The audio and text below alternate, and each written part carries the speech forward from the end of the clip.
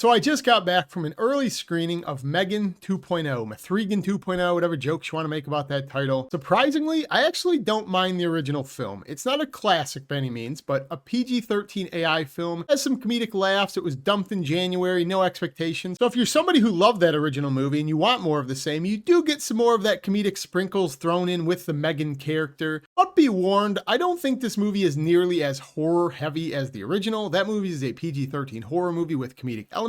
I would go as far as to say this movie is a flat-out comedy. Really no horror to be had whatsoever. As for the plot of the sequel itself, so M3GAN obviously comes back at some point, but the movie is centralized around a new android named Amelia. And in this one, Amelia is a military-grade android based off of the code of M3GAN, and she gets away from the US government. She is fully autonomous.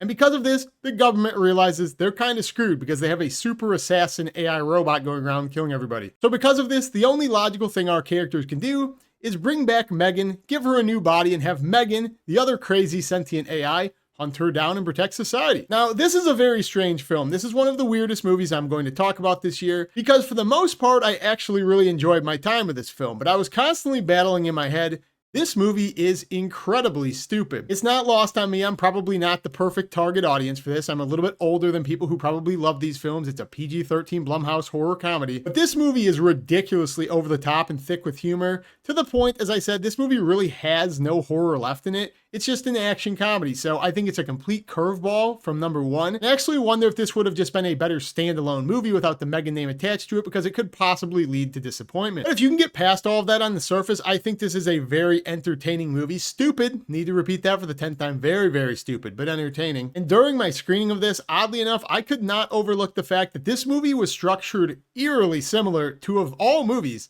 Terminator 2. This movie kind of plays out like that movie. You have a good and a bad android. So you have M3GAN versus Amelia, almost like the T-1000 versus Arnold. Wildly entertaining to a stupid degree. You have Amelia on the run. They're wondering if they should bring M3GAN back. This is where the comedy is first introduced and it is all over the place. This movie does not allow itself to breathe, for better or worse. So much so I think that's actually this movie's downfall. It is so self-aware. It is so heavy on the comedy. I actually think it's kind of to its detriment. And I don't say that very often about a lot of movies, but if this movie would have allowed itself to breathe a little bit during its special moments, it probably would have been a lot more memorable and it would have just stuck a lot more. Because this is one of these films, no matter what they're trying to do, whether it be a huge action scene, heartfelt moment where they're giving you a lesson on life and what it means to bond, they will always throw a bit into it. No matter what, every single scene like that has a joke. The jokes do land, so don't get me wrong, they are effective. My theater was laughing start to finish at these jokes they throw in. They do not allow a moment of seriousness in this film. Every single major moment that you would expect some heart,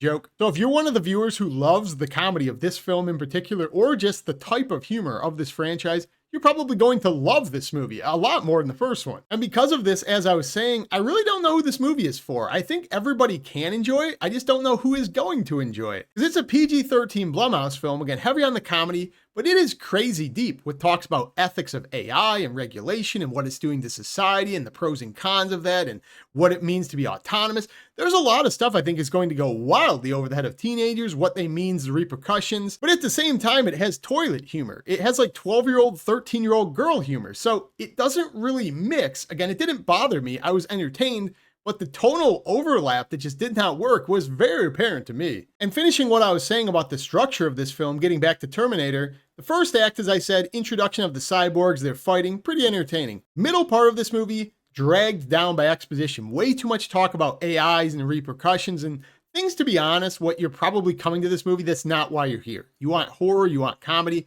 It is huge in exposition exploring science and building robots to the point I was kind of rolling my eyes. Similar to that part of Terminator where they're in the desert collecting weapons and talking about the repercussions of AI and you just fast forward that part on your 10th watch because it's a good scene, but kind of long and monotonous. All the way up to the very final scene that was a conclusion. I was like, that is a direct ripoff of Terminator 2. Again, a resetting going back to the film. It does not bother me at all. Obviously, these movies are not comparable by any means, but just glaringly noticeable, at least to me. That's the way I viewed this. It felt like there was a direct thing of how can we make a sequel of this film? There was really no reason to make a sequel to M3GAN, so we're just gonna follow what other good Android movies do. I didn't really find any of these characters particularly memorable. I thought a couple of them were way too over the top cartoony. M3GAN is definitely the lead comedic relief in this film, so if you love her dance sequences, you love her little snarky remarks, her one-liners, again, they are aplenty in this, way more than the first film. Overall, I had a pretty decent time with this film because I saw it at a screening and the audience was pretty lively and engaged, so I'm sure that helped my experience.